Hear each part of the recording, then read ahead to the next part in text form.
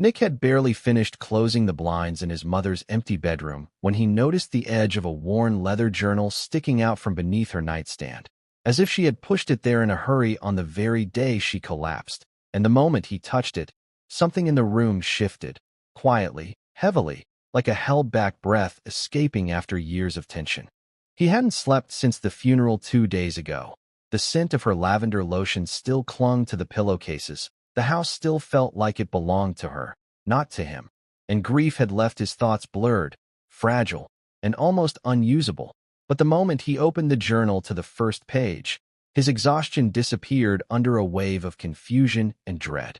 The handwriting was unmistakably hers, sharp, looping, written with the same pressure she used when signing school forms or writing grocery lists. But the words didn't make sense at first. Payment delivered.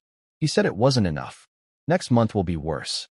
Nick reread the lines several times, as if repetition would force the words to rearrange into something more benign, something normal, something that didn't suggest his mother had been paying off a debt so large it frightened her.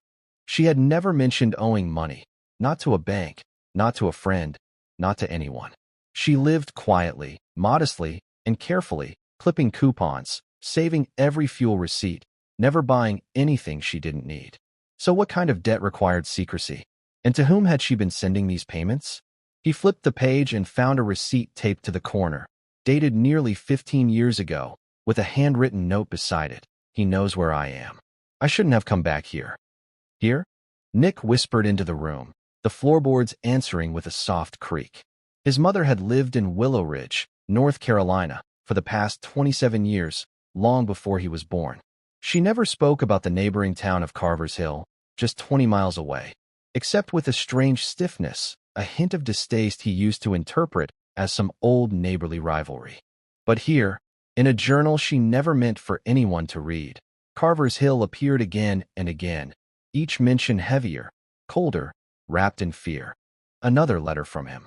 He says my brother told him everything. The inheritance wasn't worth her life. If he ever finds Nick, I don't know what he'll do. Nick's stomach clenched painfully at that last line, as if his body recognized a threat the rest of him hadn't fully processed yet. His mother had been hiding someone, from someone, for decades, and she had been hiding him. He turned the page again, this one dated a decade earlier, and nearly stopped breathing. Taped to the center was a grainy photo, printed from an old flip phone camera. In it, his mother stood beside a rusted fence in Carver's Hill, holding an envelope. Across from her, half blurred by motion, was a tall man handing her what looked like a folded contract. His mother's expression, fear mixed with fury, was the kind Nick had never seen on her face in real life. Beneath the photo, in her handwriting, he'll never let this go. Not after what my brother did. Not after what I saw that night. Nick's head spun. His uncle, her brother, had died when Nick was 9, after years of barely their contact, strange disappearances, and sudden reappearances at holidays. His mother always tried to keep Nick away from him, claiming he was troubled, but the journal didn't describe a troubled man. It described a dangerous one. He read on, his heartbeat thudding harder with each new line. The night they fought over Dad's inheritance, I followed them. I shouldn't have. I should have stayed in the house. But I saw him hit her. I saw him leave her there. And I saw the man who dragged her body away. Nick froze, fingers trembling so violently he almost dropped the journal. There was no name, no details, just the man. The same man demanding money. The same man she had paid for years. The same man who, if the wrong person mentioned Nick's existence, might decide the debt wasn't finished with her death. His mother hadn't died safe. She hadn't died free. And she hadn't died finished with whatever nightmare she had been running from. A sharp knock at the front door made Nick flinch so violently his knee hit the nightstand. He wasn't expecting anyone. No family other than a distant cousin. No friends except co-workers who had already brought casseroles. No pastor. No social worker. He moved down the hallway slowly, every board groaning under his weight like the house was warning him.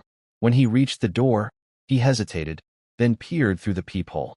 A man in a dark jacket stood on the porch, hands in his pockets, shoulders angled downward as if he were deliberately trying to be hard to recognize from above. Nick's pulse pounded. He didn't know the face. But the moment he saw the man look up, just slightly, just enough to reveal a faint scar along his left cheek. Something inside Nick went cold. That scar was in one of the photos taped inside the journal. And that man was the reason his mother wrote, "If he ever finds Nick." Nick didn't open the door. Not with the man's scar glinting faintly under the porch light. Not with the echo of his mother's warning still beating against his ribs like a second heartbeat. But instead backed away slowly, holding his breath as the man shifted his weight, glanced toward the windows, and knocked again, harder this time, as if testing how fragile Nick's nerves were.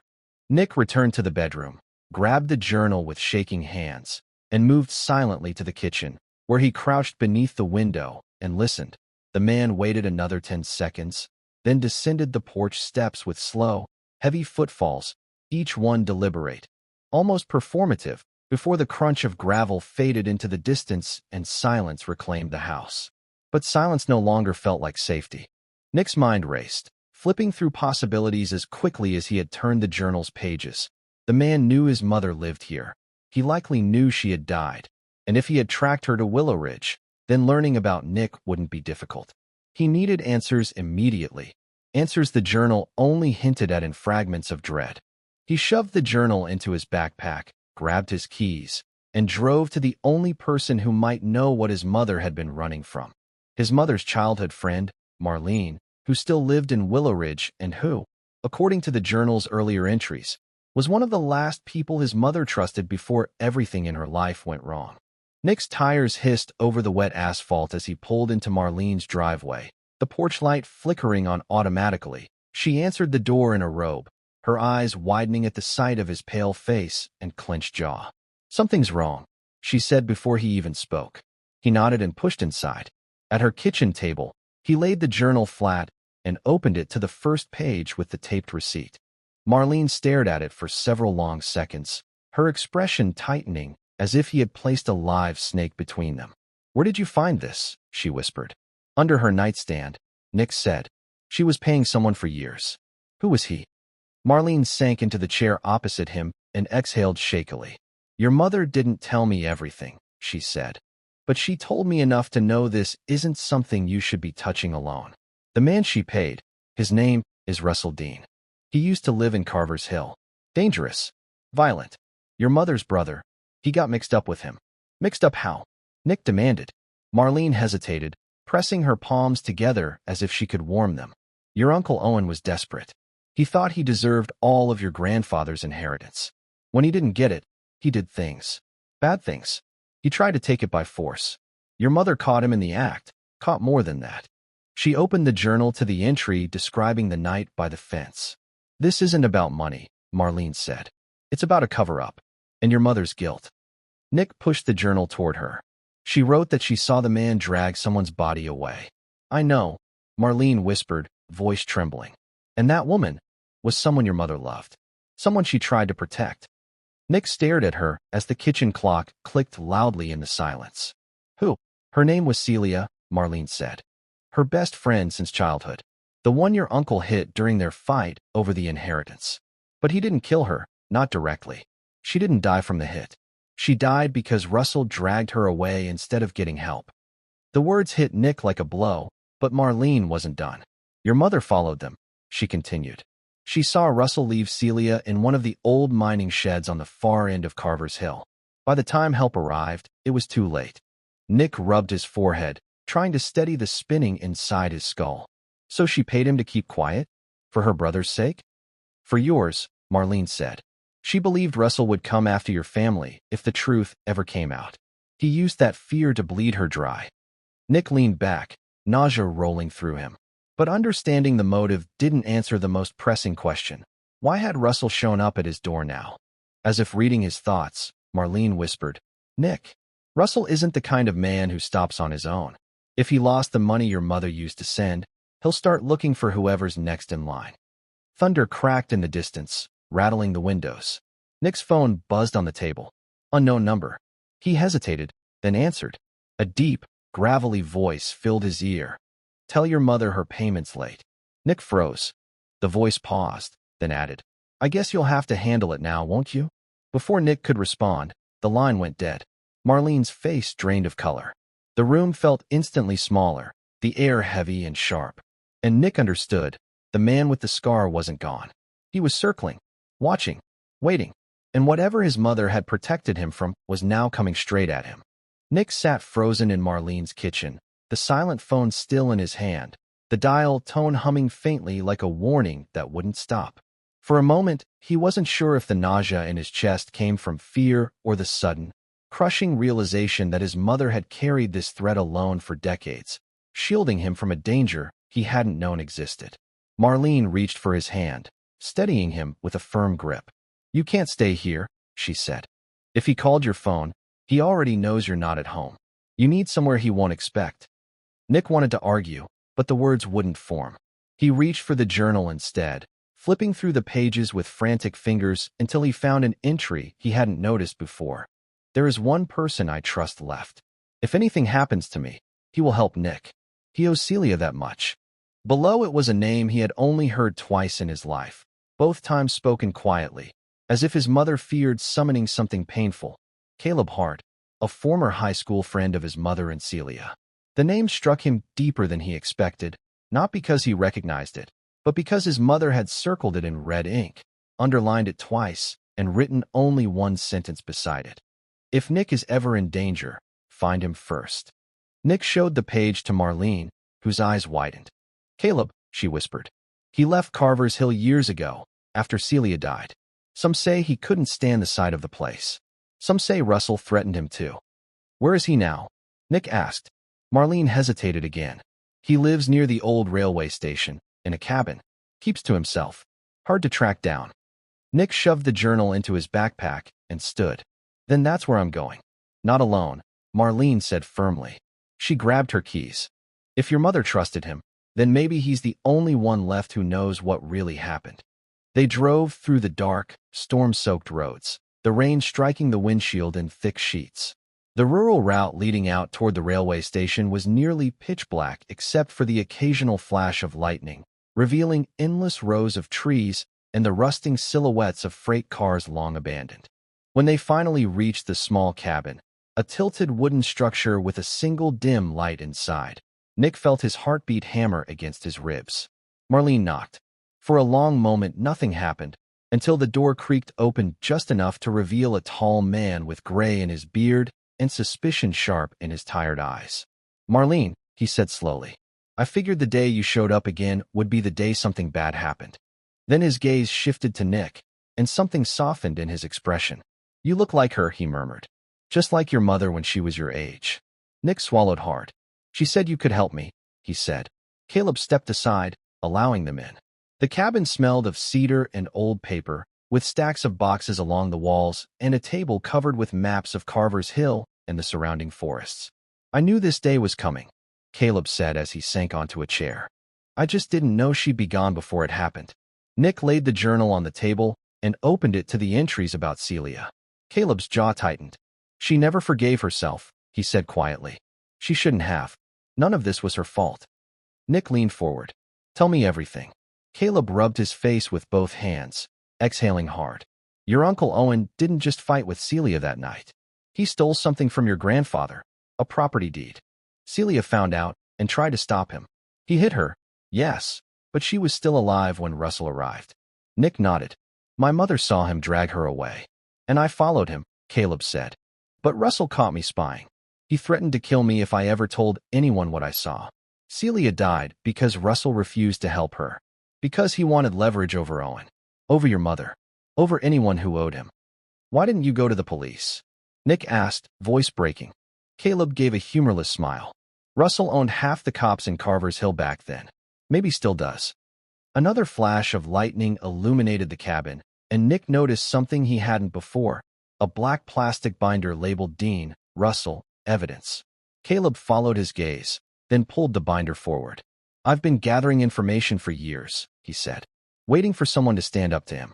He flipped the binder open, revealing photos of Russell meeting with various locals, copies of forged documents, bank transfers, and what looked like a map of the exact route between the mining shed and the old quarry road. "Your mother kept you away from all this for a reason," Caleb said. "But if Russell's after you now, hiding isn't enough. You're going to need leverage. Proof. Something he can't bury." Nick stared at the binder, feeling the weight of everything crashing down on him. Fear, anger, grief, and a strange, fierce determination rising beneath it all. "Then show me what to do," he said. Caleb met his eyes, the storm outside shaking the walls. "Good," he said, "because tonight isn't the night you run." He closed the binder with a final, heavy snap. "Tonight is the night you fight back." The storm outside intensified, shaking the cabin as if the wind itself were warning them to turn back. But Nick's mind was locked on the binder spread open before him, the pages revealing decades of corruption, blackmail, and violence tied to Russell Dean. Far more than anything his mother had written. Caleb paced the cabin, pulling additional documents from drawers, muttering under his breath as if assembling pieces of a nightmare puzzle he'd studied for too long. "We can't go to the police in Carver's Hill," he said. "Most of them still owe Russell favors, or money, or silence. They'd hand you over before they even pretended to listen." Nick tightened his grip on the journal. "Then what's the plan?" Caleb stopped pacing and pointed to a map pinned to the wall. A red line traced a route from the old mining shed where Celia died to a remote clearing deeper in the woods, a place marked only with the initials R.D. "This is where Russell keeps the original deed he stole from your grandfather's estate," Caleb said, "and the contracts Owen signed under duress. If we get those, Russell loses everything: leverage, control, the entire game he's been playing for 30 years. Nick's pulse quickened. "He kept the deed? Why?" "Because he's a collector of leverage," Caleb answered. "Your uncle was his tool. Your mother was his income. And now you're his unfinished business." Before Nick could respond, the lights in the cabin flickered violently, then snapped off, plunging them into blackness. Nick instinctively reached for the table, gripping the edge to stay grounded as thunder rattled the windows. Caleb cursed under his breath. "Stay here," he ordered, grabbing a flashlight from a drawer. But before he could take a step, the sharp crunch of footsteps outside froze them both.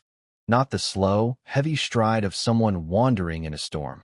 These were measured, deliberate, as if someone was stalking the perimeter, checking the walls, listening through the boards. Marlene stepped closer to Nick, her hand gripping his forearm.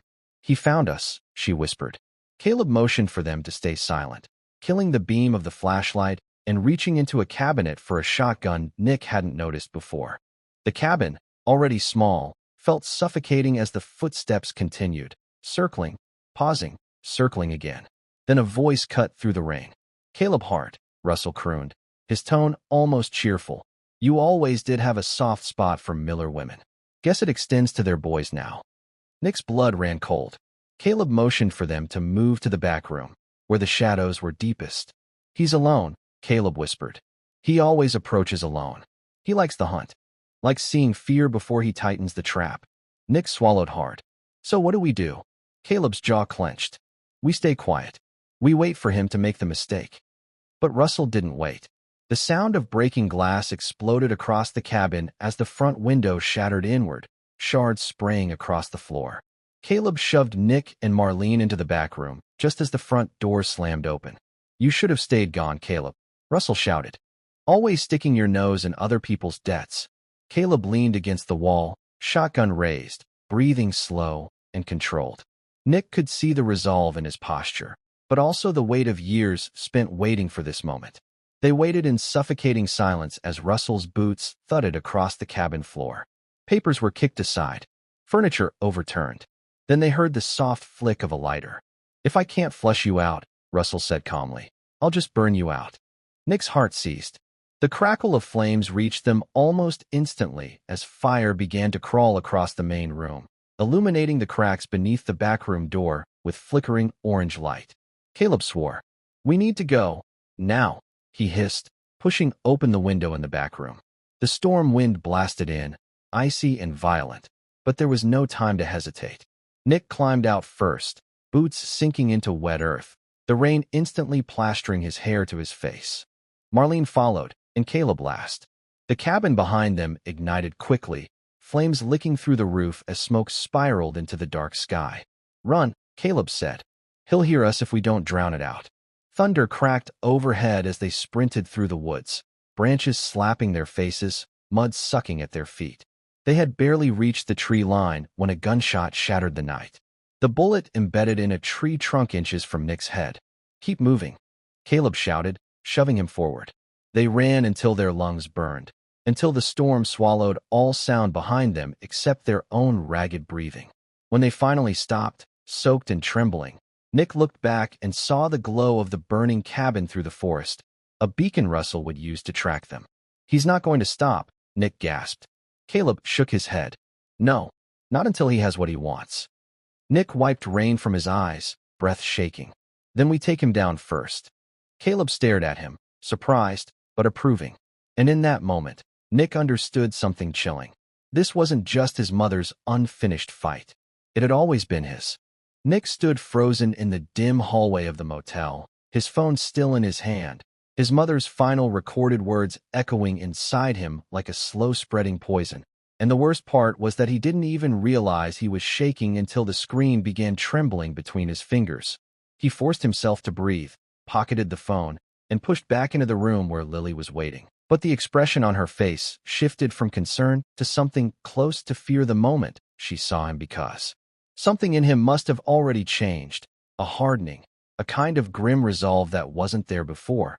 And he told her, quietly, steadily, that they had to leave now because she wasn't safe anymore, not even here. And though she didn't fully understand, she grabbed her jacket without further questions, trusting him completely, which only made the guilt heavier.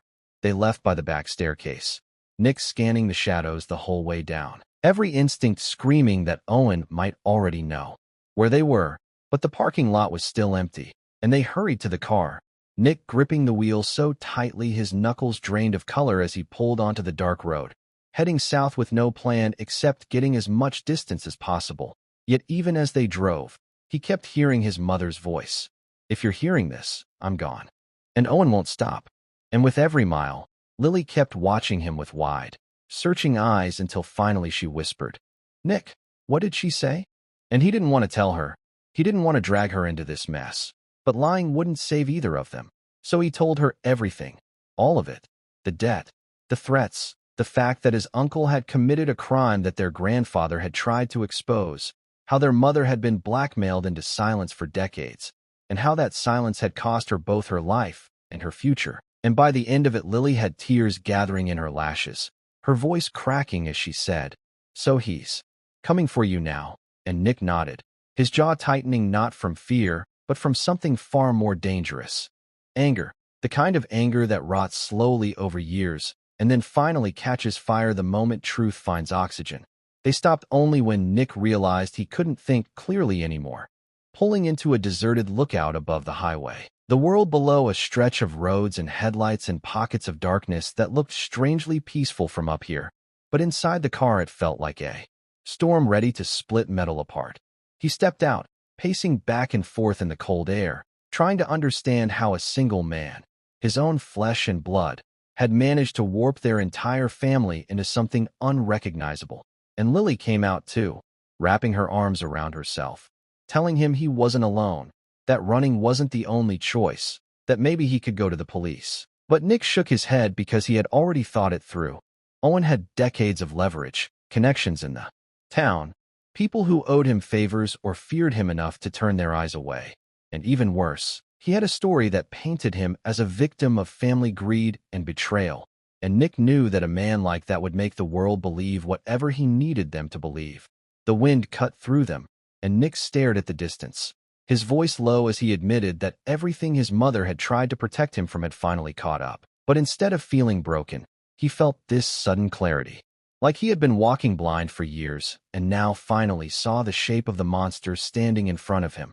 Lily moved closer, her fingers brushing his, grounding him just enough that he could breathe again, and she said something that shocked him in its simplicity. "Then end it. Don't wait for him to make the first move." And though the words were quiet, they struck him harder than any threat Owen had ever made. Because she was right. Running would never stop a man who had spent his life controlling others. The only way out was to take control back, to pull the truth into the light so completely that Owen couldn't twist it, couldn't hide behind it, couldn't hurt anyone with it ever again. Nick finally stopped pacing, looked back at the car, at the phone inside it holding his mother's last confession, and something inside him steadied as he realized the journal wasn't just a record of the past. It was leverage, the very thing Owen had used for power all these years, now in Nick's hands. He walked back toward the car with new purpose, telling Lily they were returning to Willow Creek, not to hide, but to confront everything at once. Owen, the secrets, the decades of fear, and Lily didn't hesitate, simply nodded, climbed into the passenger seat, and fastened her seatbelt as if preparing for impact. Nick started the engine, the headlights cutting through the darkness like two sharp blades, and as they pulled back onto the highway, he felt something shift inside him. A line finally crossed. His mother had spent her entire life paying a debt that was never hers. But he wasn't going to inherit that fear. He was going to end it, even if it meant walking straight into the same danger she had been running from. Nick drove back into Willow Creek just before dawn, the sky bruised purple over the rooftops, the streets empty except for the slow-turning traffic lights that blinked like dull warning signs no one bothered to obey. He felt strangely calm now, too calm, almost float-like, as if his body had finally surrendered to a purpose it could no longer argue against. The fear was still there, yes, sitting somewhere deep behind his ribs, but it wasn't steering him anymore. What was steering him was the knowledge that this was the final morning of a story that had poisoned his family for decades, and if he didn't end it here, Owen would carry the poison forward into his future too. Lily sat beside him, silent, alert, hands clenched in her lap. She didn't try to talk him out of this, didn't try to soothe him, didn't try to ask again if he was sure. She simply sat with him in the darkness, matching his breath, matching his resolve. When they pulled into the gravel lot behind the old hardware store, Nick turned off the engine and stared at the narrow alley that led to Owen's workshop, an old converted shed behind the store, where he spent most mornings tinkering with broken tools people dropped off.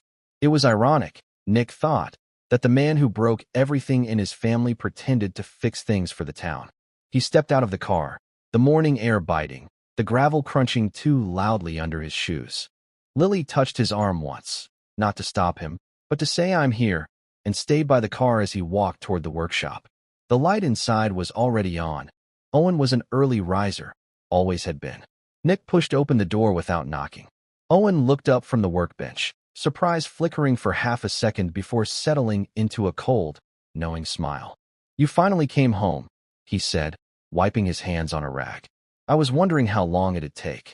Nick closed the door behind him. You knew she was dying. Owen shrugged, leaning against the bench. Everyone dies, kid. Some quicker than others. Nick didn't rise to the bait. He stepped closer, pulled the old journal from his jacket, the same one his mother had written in as her life collapsed around her, the same one Owen had used to keep her terrified for decades. He tossed it onto the table between them. Owen's smile thinned. You think waving that around changes anything? Owen asked, voice low. Nick reached into his pocket again, not for a weapon, but for his phone. I don't need it to. I already copied every entry. Photos, recordings, dates. I sent them to 3 people before I drove here.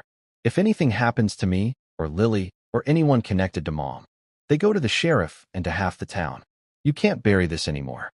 Owen's jaw tensed, a flash of real fear breaking through his practiced calm. You're bluffing. No, Nick said quietly. She spent her whole life paying for your mistake. I'm not spending mine. The silence in the shed thickened, vibrating with things neither of them had ever said. Owen stepped closer, eyes narrowing, like he was deciding whether to threaten or plead. You don't understand what your grandfather did, what your mother agreed to. I know exactly what happened, Nick cut in. You killed a man in a fight over inheritance you didn't win. You ran.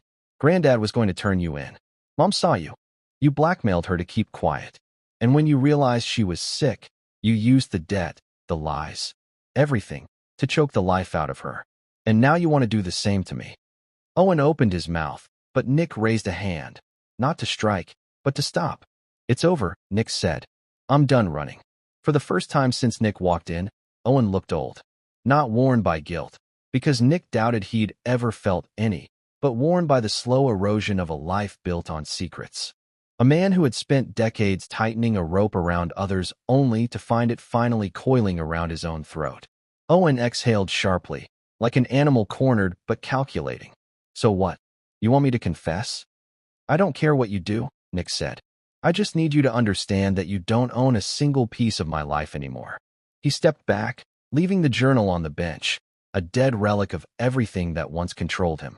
If Owen lunged, if he attacked, if he tried anything, Nick was ready. But Owen didn't move. He simply stared at the journal as though it were a ticking bomb. Maybe, in a way, it was. Nick opened the door. Bright morning light flooded the workshop, scattering the shadows Owen had lived in so comfortably. "You walk out that door," Owen said, voice shaking with something almost like desperation, "and you'll regret it." Nick looked at him, really looked at him, not as an uncle, not as a threat, but as a broken man terrified of losing the only power he ever had. "No," Nick said. "You will." He walked out. Lily was waiting by the car, eyes wide, searching his face. When he nodded, she sagged with relief. They got in the car. They didn't look back. As they drove out of Willow Creek, the sun breaking over the hills, Nick felt something in his chest loosen, something that had been locked tight since he was a child.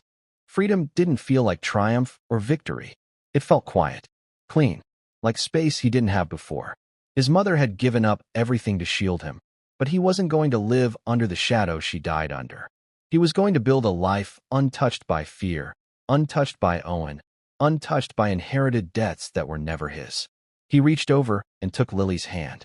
A new beginning didn't always start with hope. Sometimes it started with survival.